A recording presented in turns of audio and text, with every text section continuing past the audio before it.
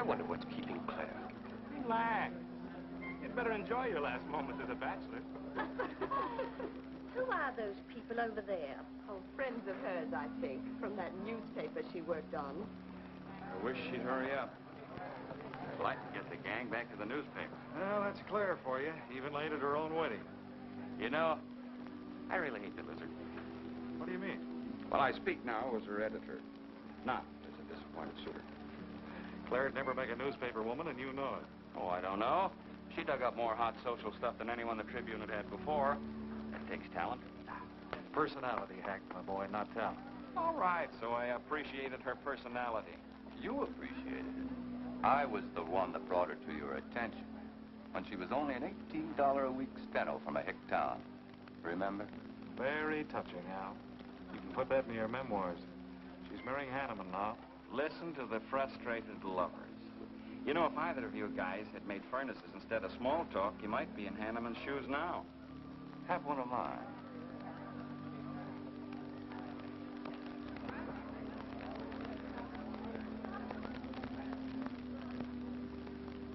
We do have memories, don't we, Les?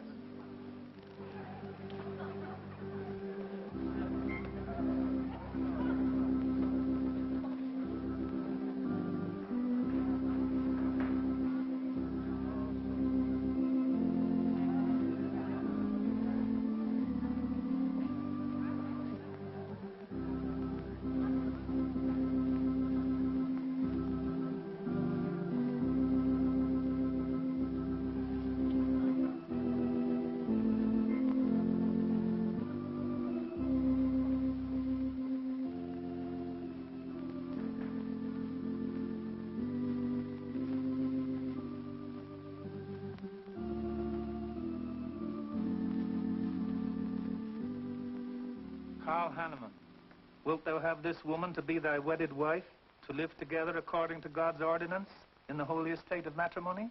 I will. Claire Cummings, wilt thou have this man to be thy wedded husband, to live together according to God's ordinance in the holy estate of matrimony? I will. I now pronounce you man and wife. You may kiss the bride.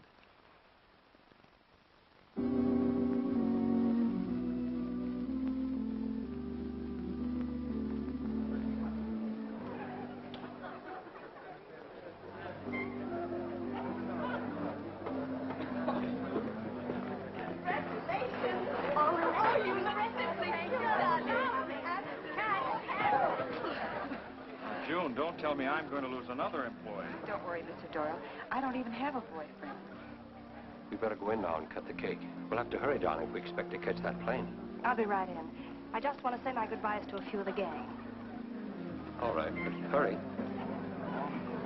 Thank you. Thank you.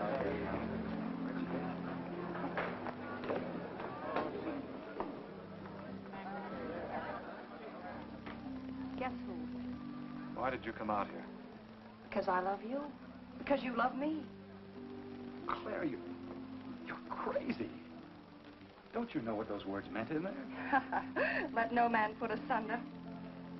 No one can put us asunder, Les, you and me. Oh, I never could figure you out.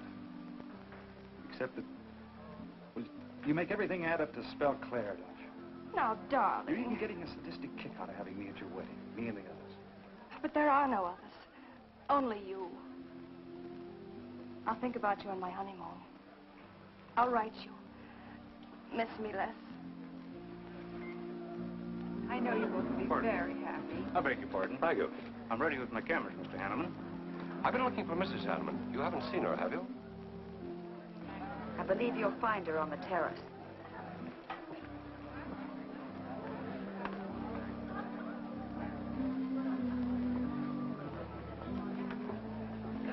Carl, why aren't you entertaining the guests?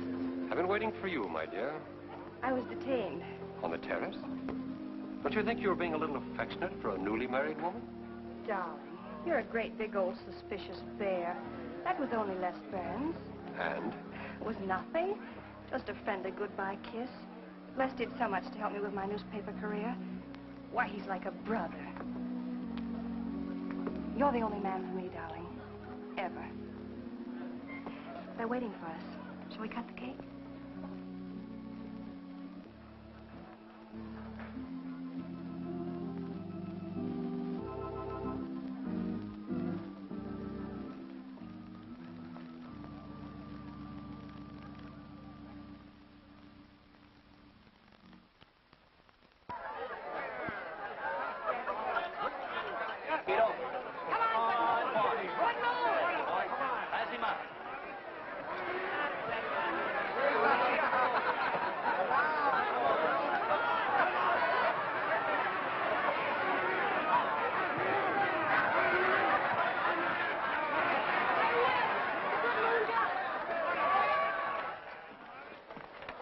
Wow. How much did you pay? $10.80. $10.80 for two. That's not bad. I win $540. Claire, you mean to say you bet $100 on that horse to win? Of course. In these places, you have to spend money to make money. You see now. I'll put $500 in the second race. High heels. Come on. Wait. That's being foolish. You're only out $100 if I do lose. It isn't the money. It's the principle of the thing. Principle? Carl, I don't understand you. With all you have. I've worked hard for what I have. Oh, I don't mean to be a tightwad. A little bet for fun is all right. But I have too much respect for money to throw it away on horses. Of course you're right. It was foolish of me to bet so much. Forgive me. Of course. Now, excuse me. I want to go cash these in.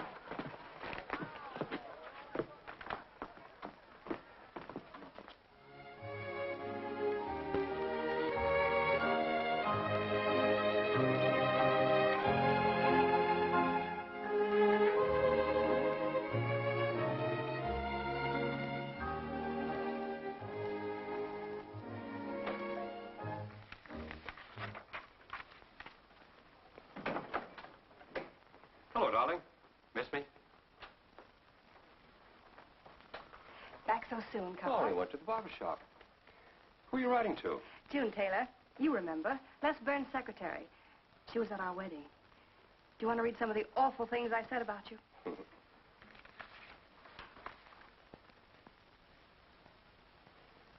It's hard for me to believe that I'm so lucky as to have a woman like you in love with me. It's true, darling. Every word of it. I'm sorry, Claire.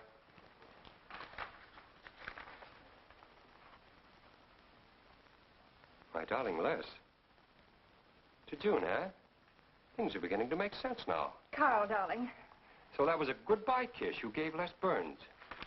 Well, Well, what do you want me to say? nothing. There's nothing you can say, I guess. I'm only glad I found out about it now. Carl, what are you going to do? I'm going back to San Francisco. We're through.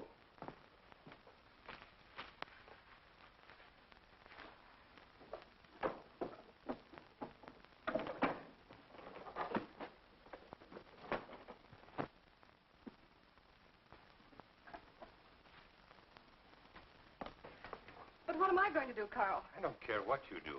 But I have no money. Thanks to your great generosity. There's enough for the week's hotel bill. You've got that money from the racetrack. Live on that. You'll not get another cent from me. Oh, no. I wouldn't be too sure of that. I'm your wife, Carl. There are community property laws in this state. It won't be that easy. It'll be very easy when I show this letter to the judge. And I'm starting divorce proceedings in the morning. Oh, Carl, darling, let's talk this thing over. It's so silly. Get out of my way before I forget myself.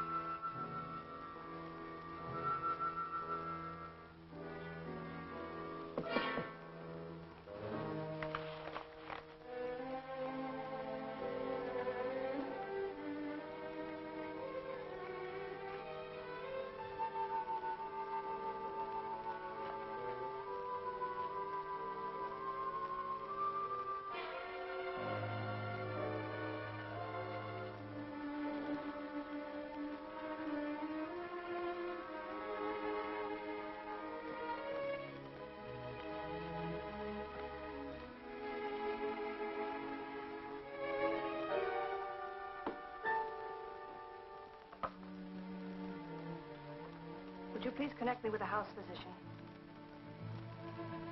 Hello, Dr. Hastings? This is Mrs. Carl Hanneman, Bungalow 9. Could you please leave a prescription for some sleeping tablets for me at the drugstore?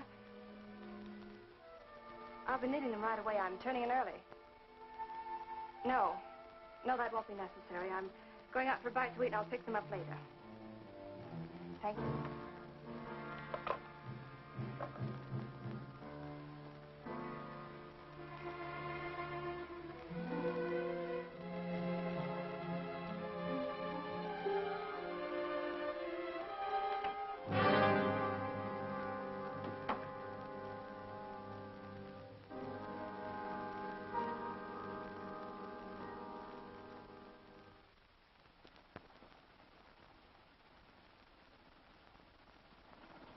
I want a new set of plugs in 42.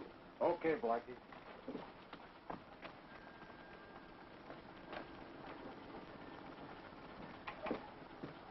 Are you Mr. Tellen? Yeah. I must reach San Francisco by tonight. I want to be back by morning. Can you make it? I can make it up and back if If what? this weather holds out and my fee is big enough. How much will it cost? $400.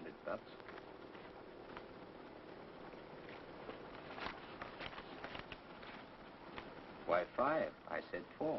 I know you said 4. I never made this trip. You never saw me. Understand? Sure. I don't even want to know your name. I'm glad we understand each other. Perfectly.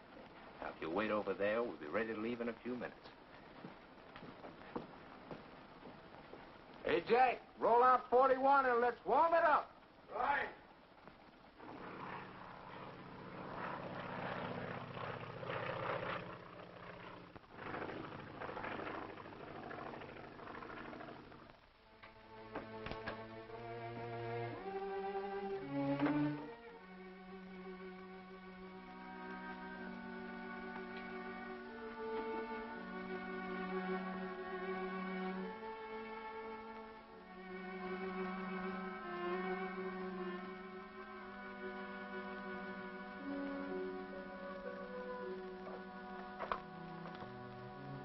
Room service, please.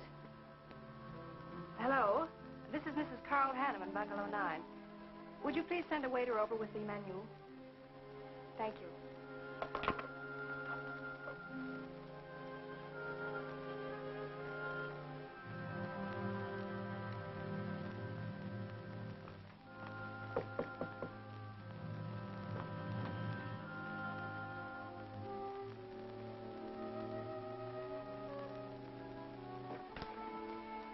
Good morning, Mrs. Hanneman. Good morning, Victor. Let me see. I think I'll take some orange juice and toast, coffee.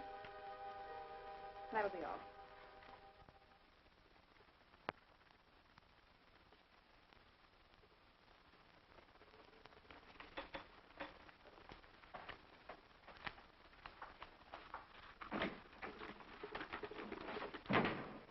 How was the ball game? That was no ball game. It was a track meet. 12 to nothing. This all the mail today? Yes. By the way, I meant to ask you sooner, but I'm going to have a little dinner party tonight for a couple I know. You're invited if you're not doing anything. Well, sure. What's the occasion? They're going to be married soon. They're awfully nice kids. Married. Then the trouble will really start.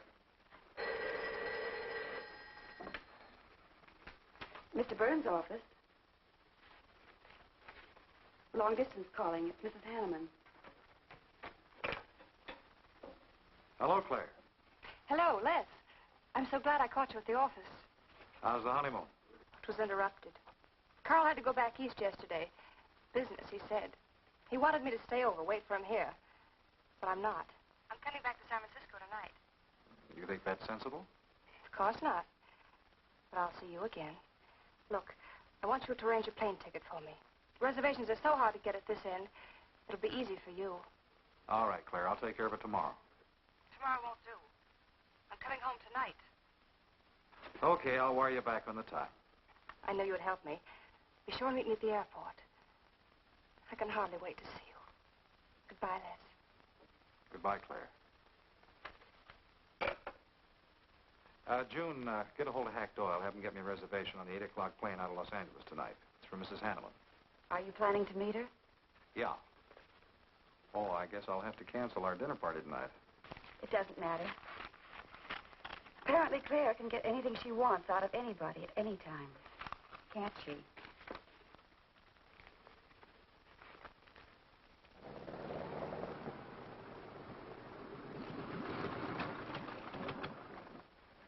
I never thought I'd be back with you so soon, darling. It's wonderful. It's crazy. Then why did you meet me? I don't know. I do. Because you still love me, don't you, Les? I'll get over it. I hope Carl stays in New York for a long, long time. That seems a bit odd. He didn't arrange his business affairs, so they wouldn't interfere with his honeymoon. Yes, I thought so, too. You certain you and Hanneman didn't have some trouble? What kind of trouble could we possibly have had? Quarrel of some kind? Perhaps over us? Now, wouldn't that be ridiculous? Giving him some reason to doubt me just so soon after we're married? What do you think you're doing now? You don't feel sorry for Carl, do you? No. No, I don't. But I should. Look, let's forget all about him.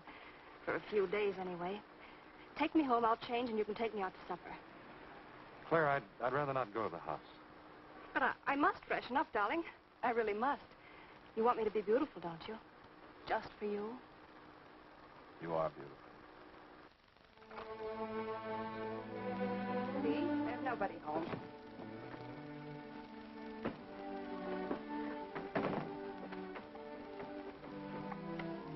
Wait in there, darling. I'll be down in a minute. Come here. Oh, darling.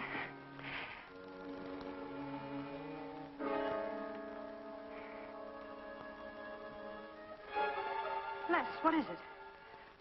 Stay here.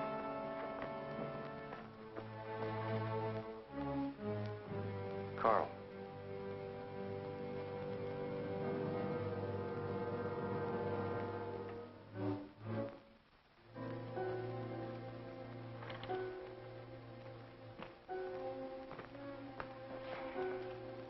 Suicide. But why? Oh, poor Carl. Claire, I thought you said he'd gone to New York. That's what he told me. I don't understand it. Why should he do such a terrible thing? You probably know as much about that as anyone. It's going to be one of the first things the police ask you. You can't stay here, darling. I'll take you over to Hack Doyle's. Where's your telephone?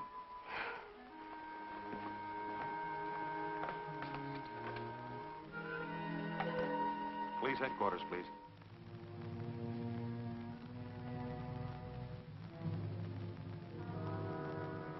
I thought of you and Hack right away, Mamie, and brought her over here. I hope you can put her up for tonight. Oh, of course. You can stay as long as you like, Claire. Thank you, Mimi. You're very kind. It's just too incredible. If you'd had any earthly reason. We were so happy. So very happy. And now there's...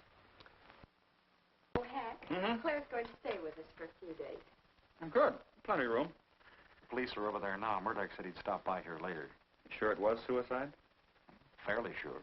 The man in Hanneman's position, a beautiful wife and all that money? I don't get it. I don't either.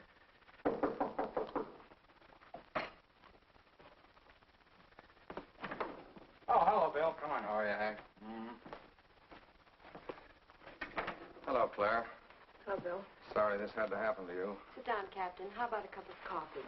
Thanks, Miss Doyle. I won't annoy you for long, Claire. Just a few questions, routine. You know how it is. Of course.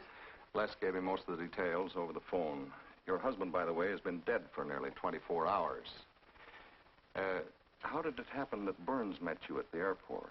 He didn't happen to. I phoned him from Los Angeles. How come? Well, I was arriving late and alone. I knew Les would pick me up. Do you have any theory as to why your husband came to San Francisco after telling you he was going to New York? No. I didn't know anything about the business. The gun, of course, was Hanneman's. We checked the serial number. Funny there are no powder burns on the coat. Bill, a suicide doesn't always press a gun against his body. In that case... There would be no powder burns, I know. Do you know of any reason why your husband should have taken his life? No, I don't. Anything wrong with his health? Not that I know of. But that could have been the reason. Had you quarreled? Oh, no. No, we never quarreled. Believe me, throughout every minute of our married life, we were supremely happy. The entire week, huh? Well, that's all for now. I may want to talk with you again later. Where will you be? Right here with us. Thanks. Bill, Yeah? you found fingerprints on the gun, of course. I mean, Hanneman's prints. Uh-uh. Clean as a whistle.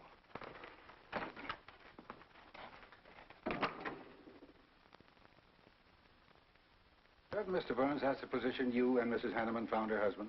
That's right.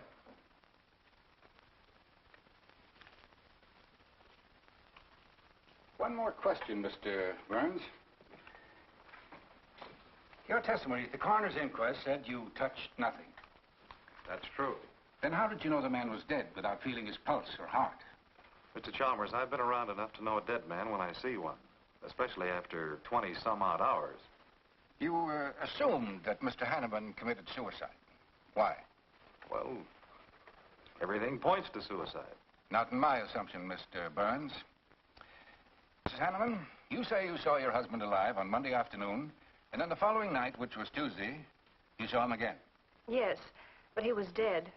I've told you everything. You don't need a weather vane to see which way this wind is blowing. Was it customary for the servants to take a vacation whenever Mr. Hanneman left on a trip and leave the house empty? Well, I don't really know. I didn't give orders to the servants. Carl, Mr. Hanneman ran the house. I hadn't moved in yet. I see that you also assumed that this was a suicide. Naturally, it couldn't have been anything else. That's what Mr. Burns said. According to the Police Scientific Detection Laboratory, the pistol found near the body was the one used in the death of your husband. But they found no powder burns on the clothes of Mr. Hanneman, nor fingerprints of any description on the gun. Furthermore, it was brought out that Mr. Hanneman couldn't have fired the gun because in making certain tests of his hand for traces of powder marks, none was found. Just what are you driving at? Simply this. Carl Hanneman was murdered. But unfortunately, I haven't enough evidence to hold either of you. You were out of town, and your alibi was proven. You're free to go. But let me give you a tip. I'm not buying any suicide theory, so the case will remain open. See you later, Ed. So long, Hack.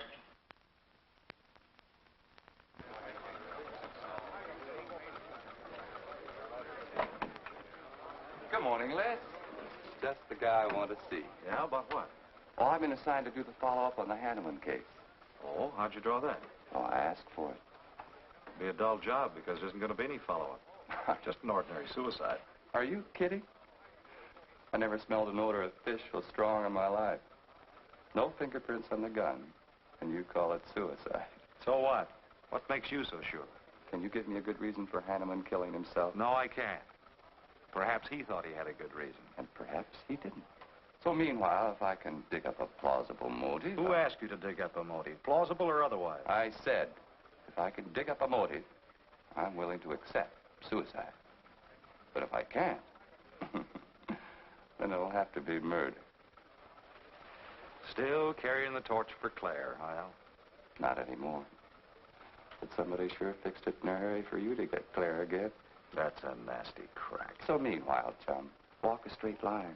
Or you'll have people thinking you took a shot at Hanneman. You got a lot of work to do, Al. You're so right, boss.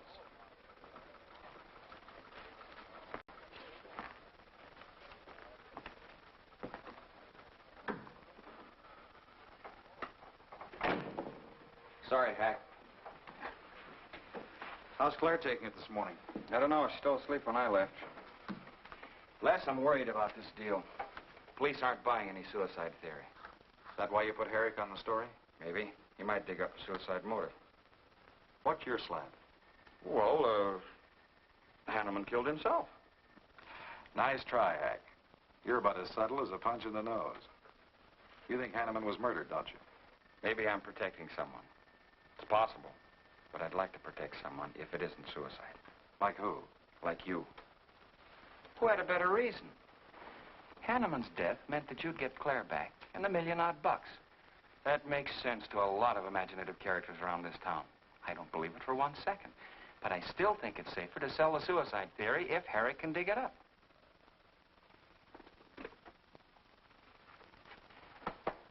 Thanks, Hack. But I didn't do it. Yeah? Send him in. Well, they're on the job. Hello, Batson. What's on your mind? The DA would like to see you gents in the morning. Says it's important. About 10 o'clock. What do you want us for? Don't you know? Mrs. Hanneman's already got her invitation. See you tomorrow.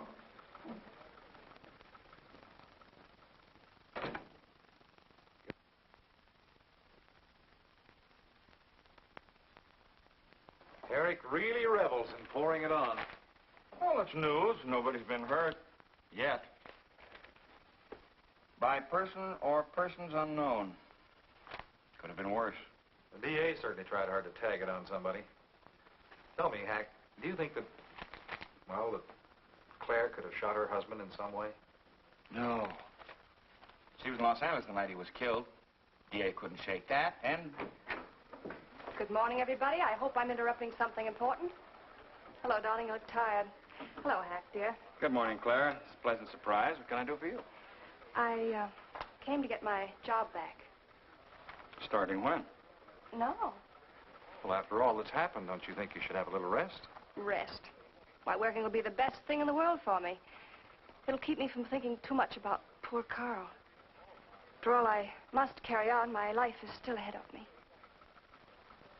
What's the real reason? Well, I do need a little cash. I have the house and my clothes, but I just won't be able to live on the widow's compensation the court will allow me. You wouldn't want me to have to sell my clothes in order to eat, would you? Oh, no. After all, I've made other arrangements about your column. Beth Warnock's taking it over. You are still the boss, Hack. Les, darling, wait outside for me. I'll be out as soon as I've had a heart-to-heart talk with Hack. I know. You might as well say yes, Hack.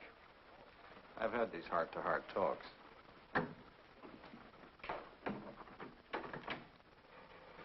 You will let me stay, won't you, Hack?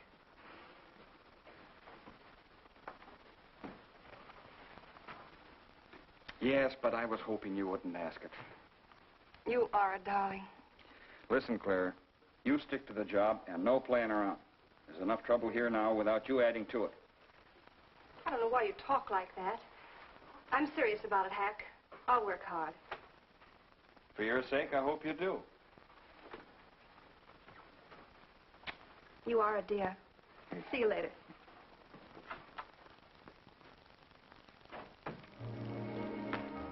Well, see you later, Al. All right. Hopefully you're friends. Yeah, old friends.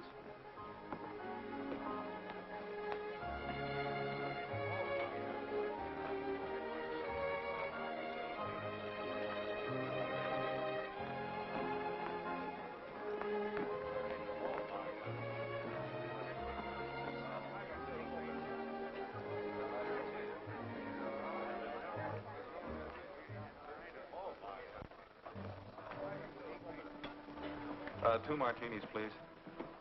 Chicken salad? Fine. Chicken salad for two. And coffee. Les, do you know a good lawyer? Yeah, why? Well, I need one to handle Carl's estate. What's the matter with Hanneman's regular lawyer? Ah, he's an old fuddy-duddy. I want someone whom I can trust to take care of my interests. Well, you might try Lawrence Carson. He specializes in probate work. Carson. Good. I'll call him tomorrow.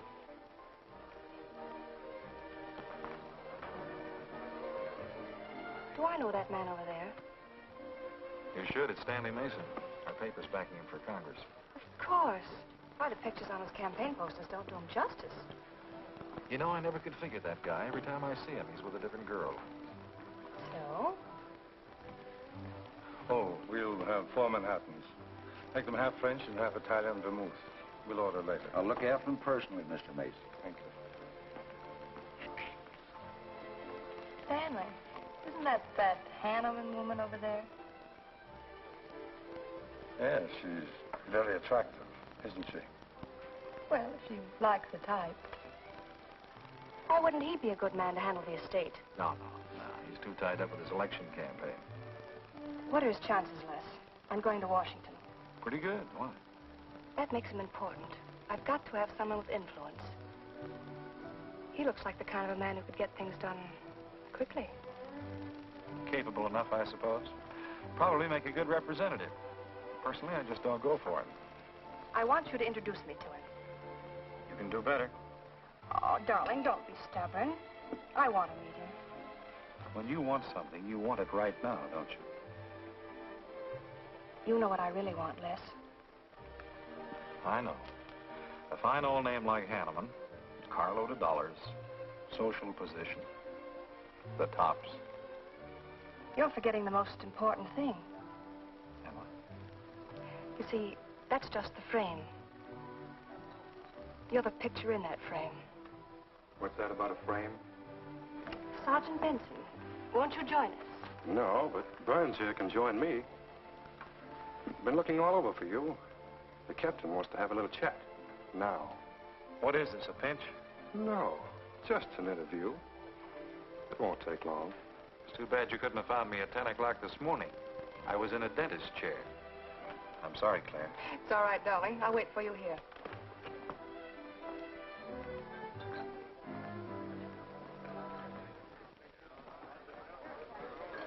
Violet.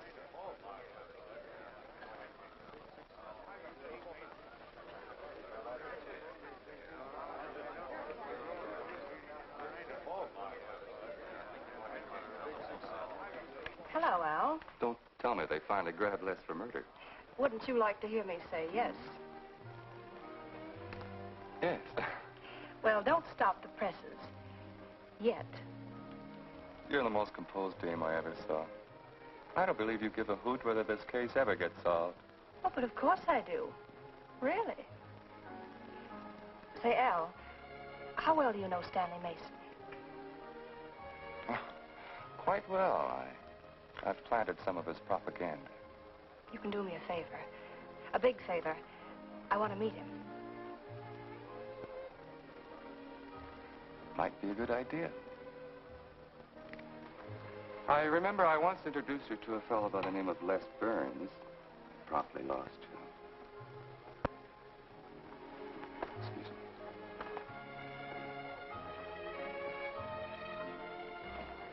Stan, how are you? Well, hello, Al. Say, I have a young lady over here who'd like to meet you. Just take a minute. Well, all right. Excuse me? Excuse me.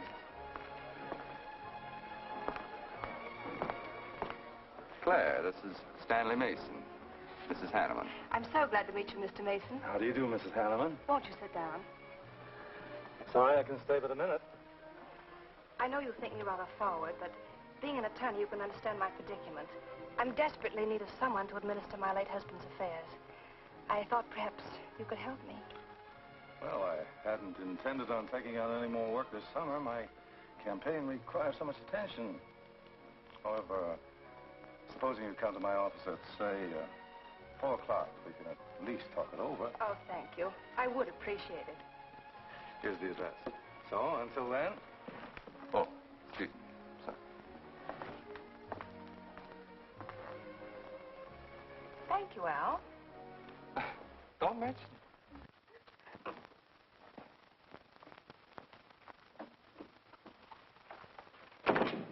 I found him, Cap. Right where I expected. With a grief-stricken widow. Only if she's grief-stricken... Skip it. Les, my boy, have a seat. Last time it was hello, Burns. Today it's Les, my boy. What do you want? You know, I just wanted to chin a bit, will you? Oh?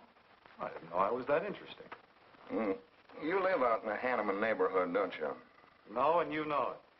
But you go out to that neighborhood quite often, don't you? Yeah, so what? To visit friends. Oh, sure, that's right. There's Hack Doyle and his wife, June Taylor. Say, there's a clever little girl, huh? Your secretary, huh? Since when have you become so interested in my secretary? I thought you were a happily married man. Weren't you out in that neighborhood the night Hanneman was shot? Monday night? No, I wasn't. I played gin rummy with the boys in the press room. Went home to bed about 10 o'clock. He read the testimony, did the checking. Come on, Murdoch, what's on your so-called mind? Funny, we can't find any record of where you were between 10 o'clock and 8 the next morning when you had breakfast at Drake's coffee shop. Nobody saw you around your apartment house. Nothing so strange about that. People in my neighborhood mind their own business. I spent the night sleeping. You got an edgy temper today, Les. Aren't worried about anything, are you? I'm annoyed. Until you and the DA get this thing settled, nobody will get any rest. We may have the answer quicker than you think. The police expect to apprehend the criminal within 24 hours. Shall I quote that? You can write out the gags, Burns. You've been crazy about Claire for a long time, haven't you? That's right. You thought she was going to marry you. Then she married Hanneman. That must have been quite a jolt. I won't deny that either. So you must have been pretty sore at Hanneman for beating your time. All right, I suppose I was. You know, Burns, you've given out with all the motives a man needs for killing another. You don't need motives, Murdoch. You need evidence. Evidence? You just told me that you weren't near the Hanneman home last Monday night. I wasn't. And how do you account for your cigarette case being found on the Hanneman garden, still wet from Monday night's rain? I don't have to account for anything. To throw cold water on your mastermind, I tossed that away right after the wedding. Anything else you want to know? No, that's enough. Next time, be more careful when you talk to the captain. Listen, Mr. Benson, if I've hurt the captain's feelings or yours, arrest me. And I can sue, and you'll be back writing tickets for jaywalkers.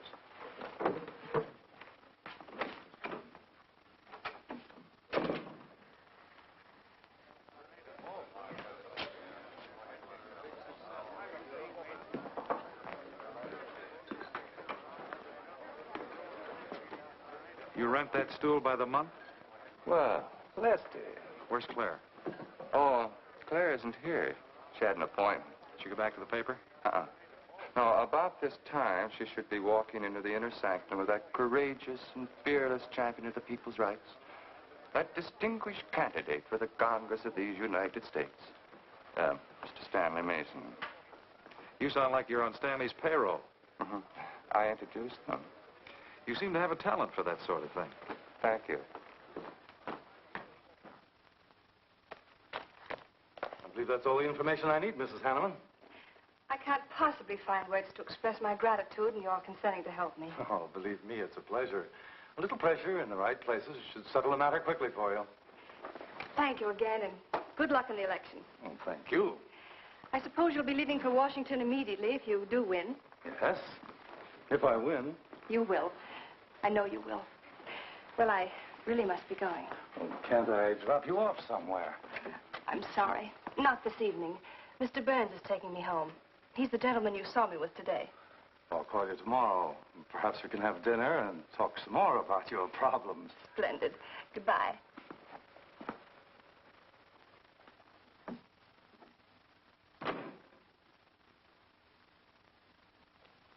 Look, Claire, don't you think you ought to stay over at Hackdale's a little longer? Might be unpleasant. Oh, don't be ridiculous. Come on. Oh, Robert. Good evening. Good evening, Mrs. Hanneman. We weren't expecting you home. We've made no arrangements for dinner. I've had dinner. Please take my bags to my room, and you and Christine take the evening off. I shan't be needing you. Thank you. Oh, Mrs. Hanneman, I just wish to say on behalf of Christine and myself that we're pleased that you're home, and we'll do everything we can to make you happy. Why, thank you, Roberts.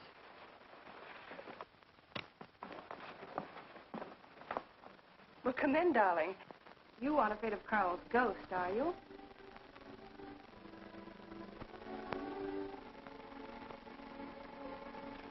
You'll never be happy here, Claire. Nonsense. I've done a little refurnishing. Well, that ought to help a little. Les, what did Murdoch want with you? You had an idea I might have paid a visit here Monday night. You didn't, did you? Of course not. It also seems I had a motive to kill Carl. But of course you did. If you were that kind of a person. Murdoch's only fishing. Well, he knows I've been in love with you for a long time. I told him. You told him? Why not? It's true. You want them to keep working on you, so they'll stay away from me. That's it, isn't it? Yeah, that's it. I said I'd stand by. And you have. And I love you the more for it. You know I do love you, don't you, darling? I think you do, Claire. In a peculiar, mixed-up sort of way. I never should have married Carl. I didn't really love him, but he offered so much. Things I never had. But that's all over now. No, it's not all. And it won't be until they find his murder. They will. And there'll be nothing to keep us apart again. Ever. Claire, if I could only sell myself on that. You've got to, Les. You've got to.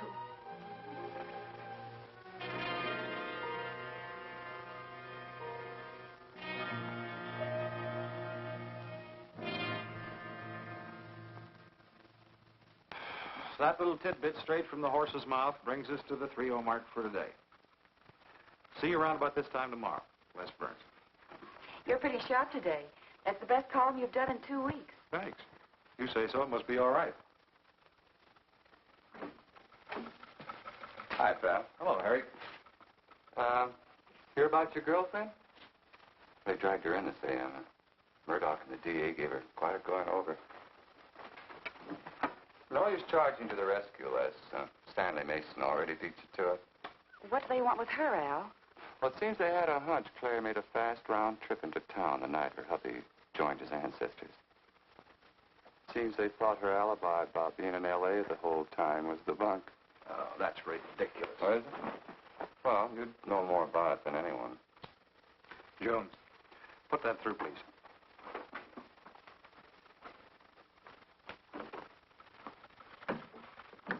Okay, Al. You're so much smarter than Murdoch. Spill it.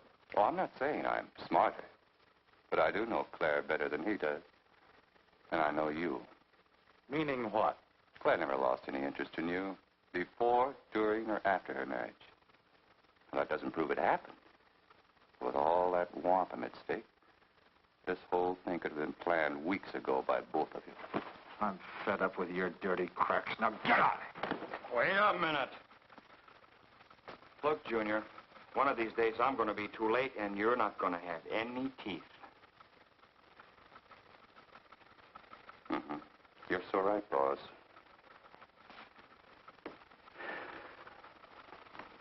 What's wrong, Les? Nothing, forget it. The way you want it? If anybody wants me, I've gone for the day. Have one for me, too.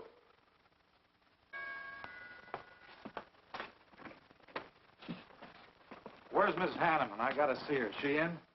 Why, yes, but she's going out. This is important. What's the trouble, Les?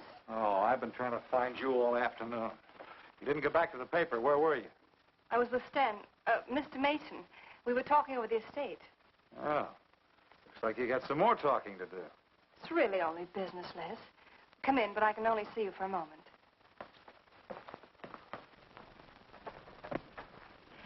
You've taken on quite a package tonight, haven't you, Les? Oh, I've had a few drinks. Sitting over at Renard's. Been thinking things. Crazy things. About me? Yes, you. Murdoch and the DA asking you all those questions. Nothing to be disturbed about. I'm not so sure. Why do you say that? Were you in this room Monday night? What? Why, you know I wasn't. I don't know anything. But I wouldn't lie to you. Have I ever, Les? Claire, there's only 2 people could have profited by Hanneman's death.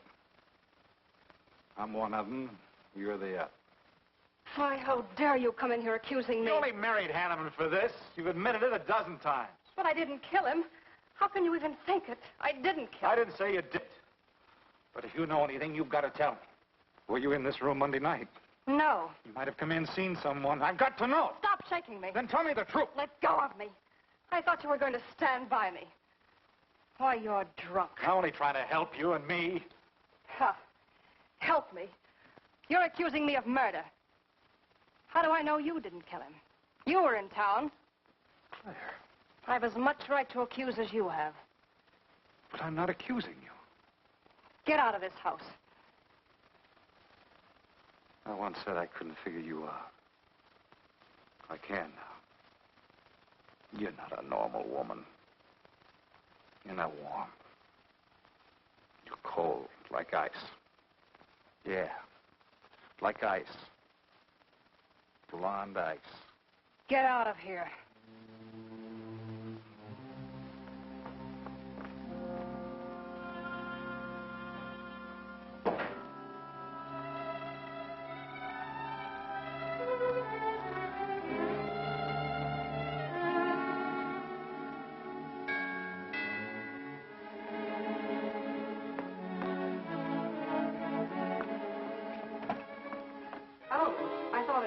Hello, Mrs. Hanneman.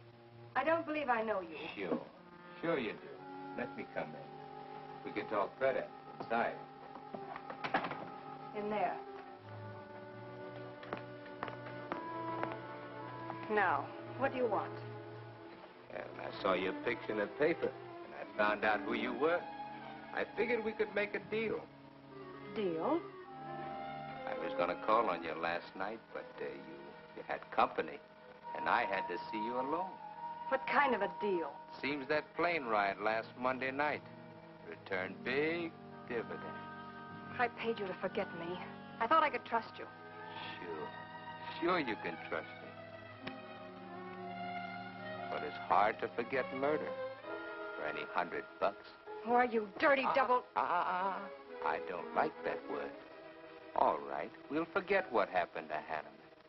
I'll go along with you on that suicide story. That is providing there's a little consideration of, let's say, 50 grand. $50,000? Why, I don't have that kind of money. This estate's in probate. I won't receive a thing for months. I can wait. But in the meantime, I'll take this. I know a little man who'll lend me money on it. All right. All right. Just don't come near this house again. But I will keep in touch with you. Quick, out the terrace door. And don't forget, Mrs. Hanneman, I'm not kidding about that 50G.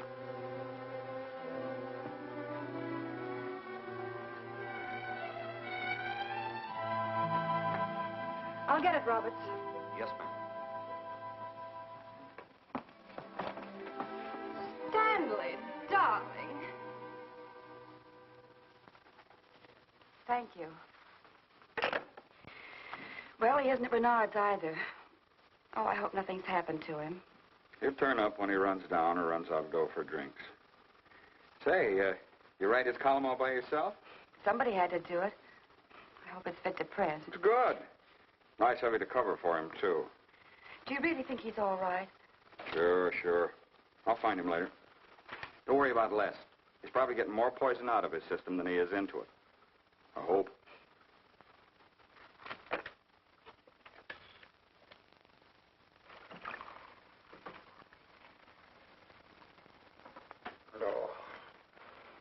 Oh, June. Oh.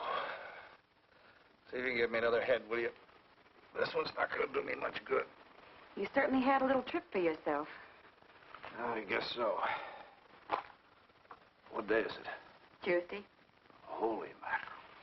What happened to Sunday and Monday? I took care of them for you. Oh, you would. Who found me, Hack Doyle? No. Claire. Claire? Mm-hmm. You were trying to convince the doorman at the top of the mark to let you out on the roof. It was the only way to the moon. Oh, brother. The moon? Looks like I wanted more than a little trip. Here, drink this. It'll make you feel better. Guess I've been the horrible example, huh? You no doubt thought you had a big reason for getting tight. I had to get away from something. Something wasn't good for me. Have any luck? I don't know. I'm never going through this again, I can assure you of that. June. Well, I guess I'd better get back to the office. Thanks a lot for looking after me, June. I'll be down after a while, if I can make it. Don't hurry.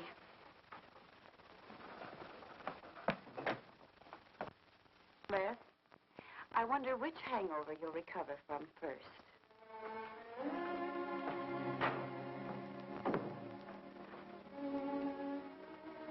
I thought we were all washed up, Claire. Les, for everything I said the other night, I'm terribly sorry.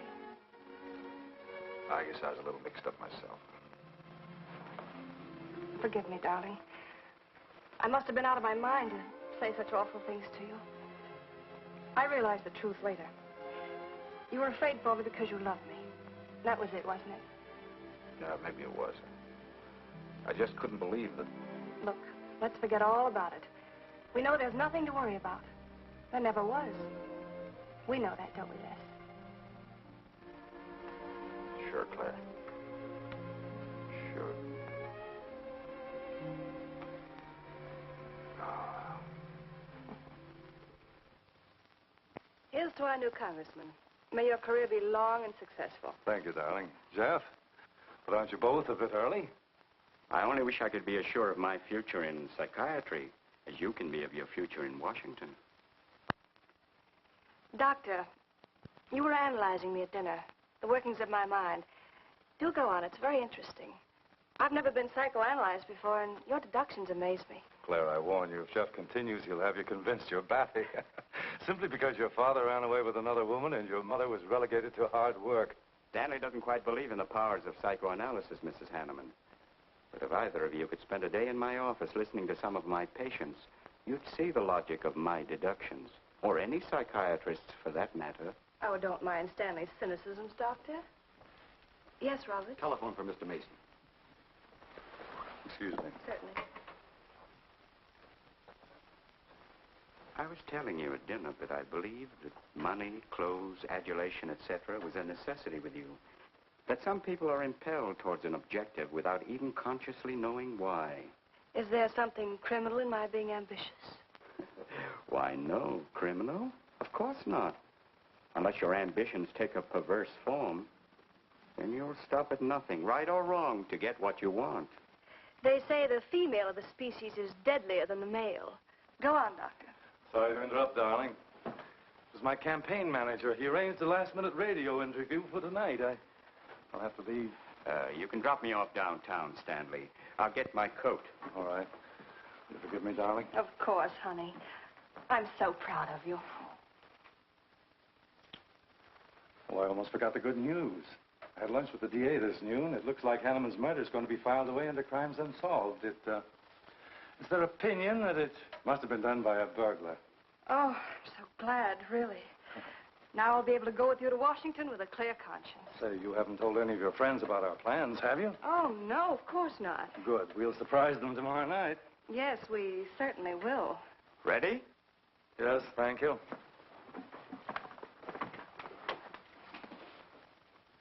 Good night, Claire. Good night. Mrs. Hanneman, please don't take my mental probing too seriously. You're a very charming hostess. So don't worry. I never worry. Good night. Good night.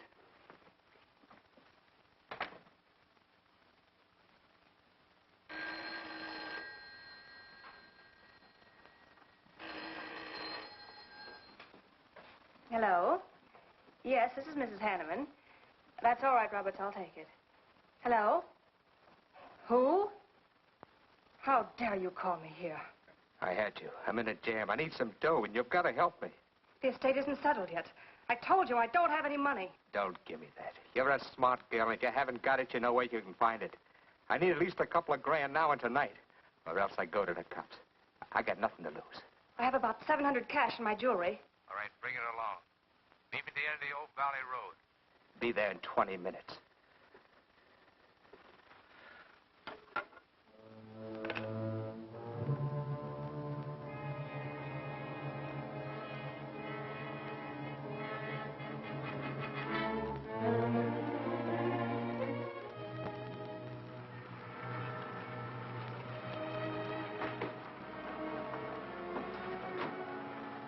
Did anybody follow you? No. Then stop being nervous. I'm not nervous. You are. All right, give me this stuff and let's see if I can use it. These look all right.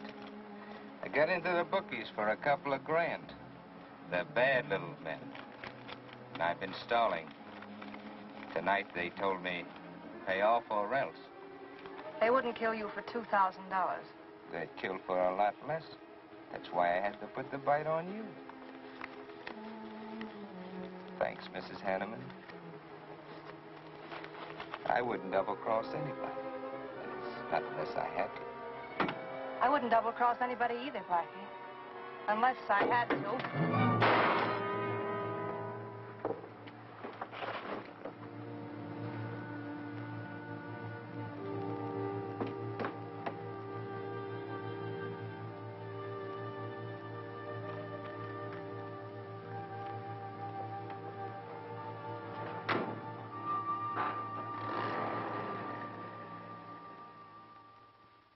First returns have been received from the 12th precinct.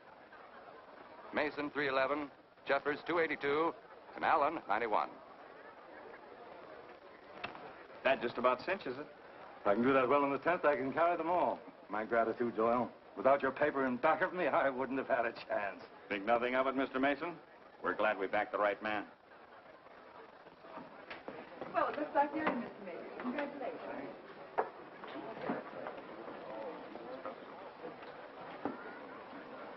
Seen Les and Claire yet tonight? No, I guess she's waiting to make her grand entrance. It's about 100 times you've asked for them, Hank. What gives? Nothing?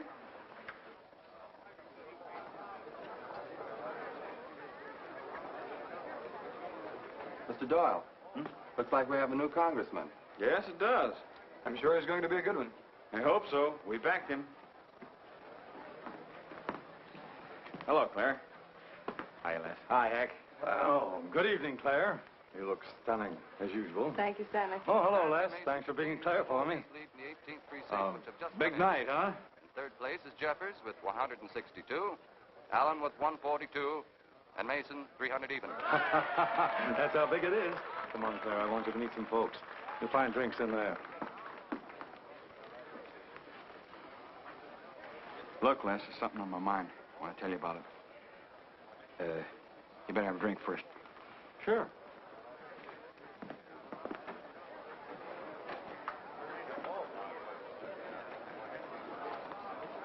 Hi, folks. How's the brawl?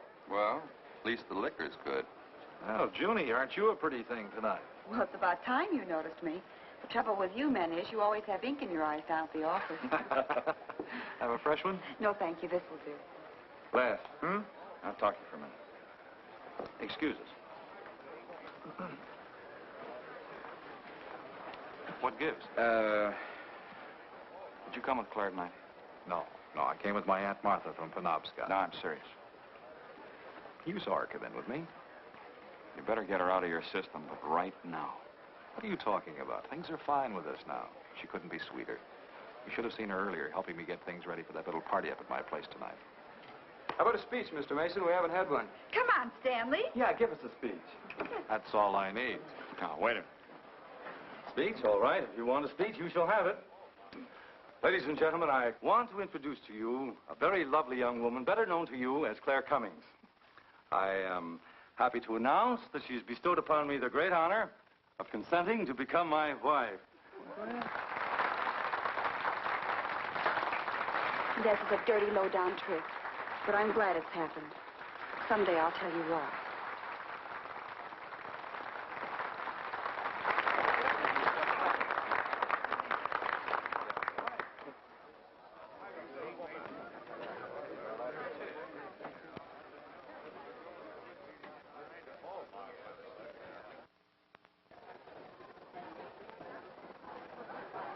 All the best in the world, my dear. That was quite a speech you made, Stanley. Surprised, Jeffrey? Aren't you going to congratulate us, Doctor? It's customary. Hate to take you away at this moment, Stanley, but there's something I must talk to you about. It's important. But of course, Jeffrey. Will you excuse us? I know you'll enjoy living in Washington. When do you plan to have the wedding?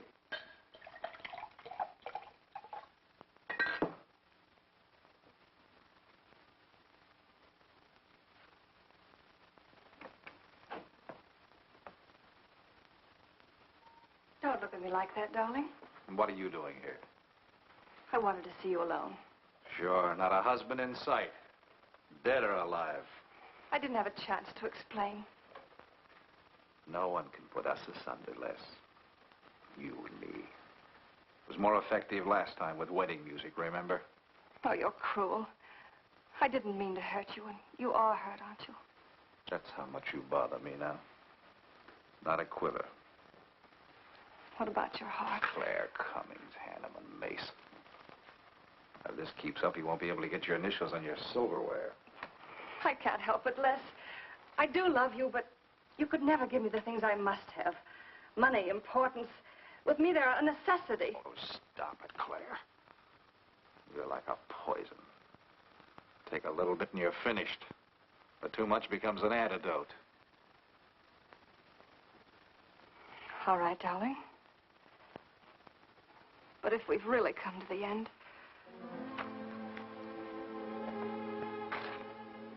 Stanley.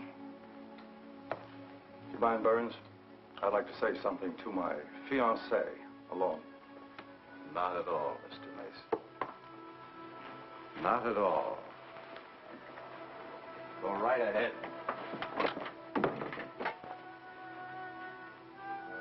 The congratulations are hardly over before I find you in the arms of your old sweetheart. That was a stupid remark. I had to say something to him, didn't I? So you didn't tell him earlier. You said you were going to? Well, I couldn't find the words. Is that why you're angry? Oh, darling, let's not quarrel. We can do that after we're married. There isn't going to be any marriage. What are you saying? I'm afraid we've made a mistake.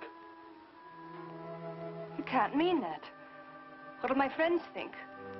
I couldn't stand the humiliation. Oh, you'll get over it quickly enough, as quickly as you did your other marriage. Why are you talking this way? What did that phony doctor tell you? That's not important. We've made a mistake. Now let's forget it, shall we? But you can't throw me over. I've looked forward. I've planned. You're taking me to Washington with you. Away from these people, these memories. I've got to go with you, Stanley. No, I'm sorry. It's final. You ought to see a doctor, Claire. A doctor like Jeff. I look for you at the party after he talked to me. I merely wanted to ask you something. Doyle told me where I'd find you, but I didn't believe him either. But finding you here proves many things. You're not well, Claire. All right. I didn't mean to crack up.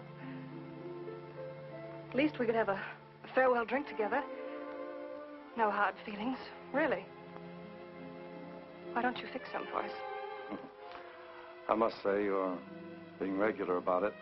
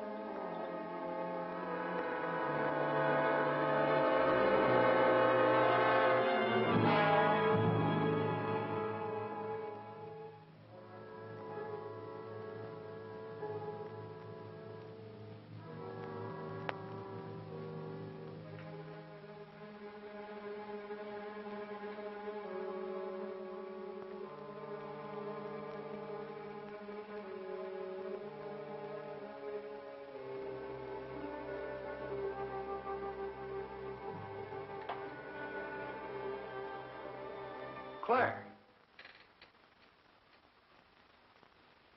What have you done? I did nothing. You killed him, Les. I killed him? Don't you remember? You came in just a few minutes ago. You saw us talking. You looked funny. Crazy. You said you were going to kill Stanley because he stole me from you. So you picked up the knife and you stabbed him. You're out of your mind. No, I'm not. You're insane. No. No, I saw you do it. You dropped the knife and you ran out the door.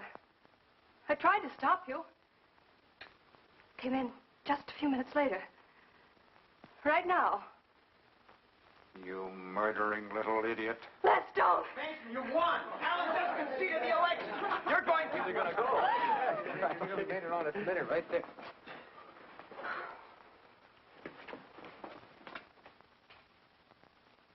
So you see, Doctor, the evidence is really stacked against Les Burns. I and the others feel that he's absolutely innocent. Now, I asked you down here to see if there wasn't something you could do to help us prove Les's innocence and Claire's guilt.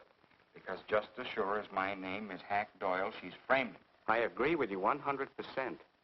I am positive that Mrs. Hanneman killed Stanley. But because of her testimony and finding the knife in Les's hand when you arrived at the scene, the police could come to only one conclusion. Surely there's something you can do to help him. He's innocent. I know he is. Look, you were once connected with a big city police department. Then you must have run across cases of this sort. I know now that Claire Cummings is a nut if I ever saw one. Yes, you're right, Mr. Herrick. I'll at least have a try at it. I'm just as interested in finding Stanley's murderer as you are in proving Mr. Burns' innocence. Now, I have a plan that might break her down.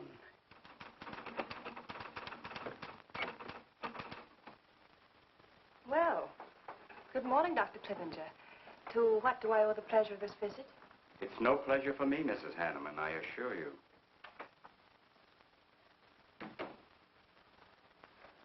I just came to ask one question. Why did you kill Stanley Mason? What? How ridiculous you are, Doctor. Am I? You see, I had a talk with Stanley last night concerning your betrothal and advised him against it. It's safe to assume that when he came to tell you there wouldn't be any marriage, you killed him in a fit of anger and then concocted a story to implicate Mr. Burns. It's the most absurd accusation I ever heard. You seem to forget that Les Burns' fingerprints were found on the knife and that he was seen standing with it in his hand. The police have all the facts, Doctor. Not all of them. All they need to convict Les Burns. Do you mind if I finish my column? No. Why, no.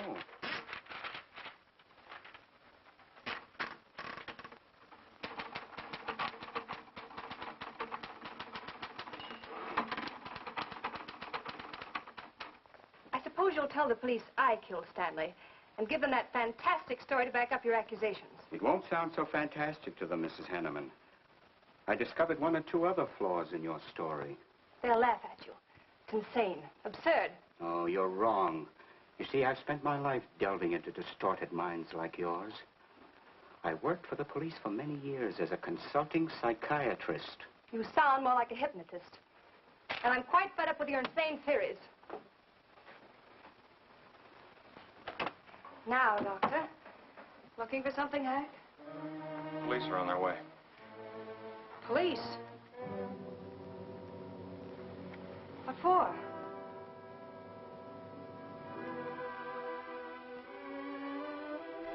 Oh. I see the three of you dreamed this one up.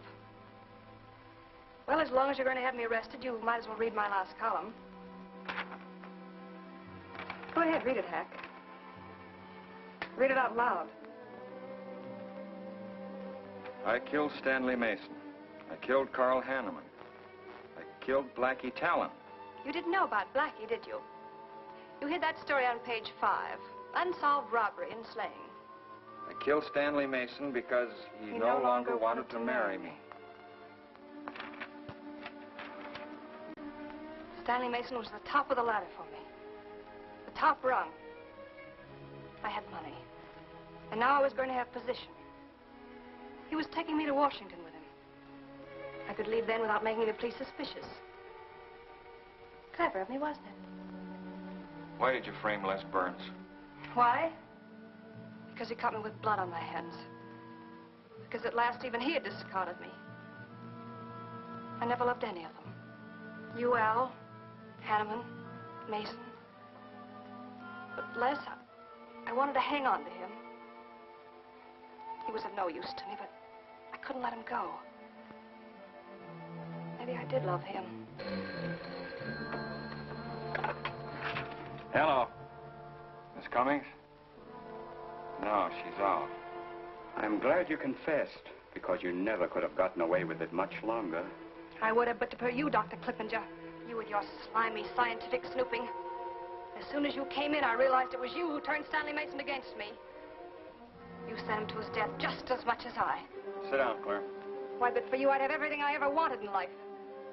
I hated you, because you were the first man who ever saw inside my mind. And I'm gonna kill you. Let go of my arm!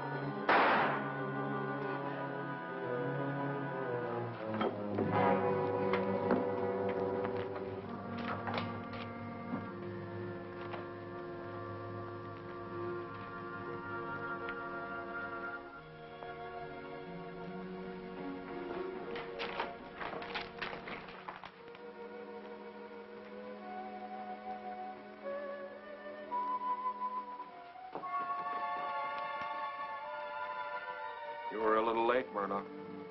Well, it was probably better this way. I can scarcely believe it. A woman as beautiful as that. You didn't know her very well. None of us really knew her very well.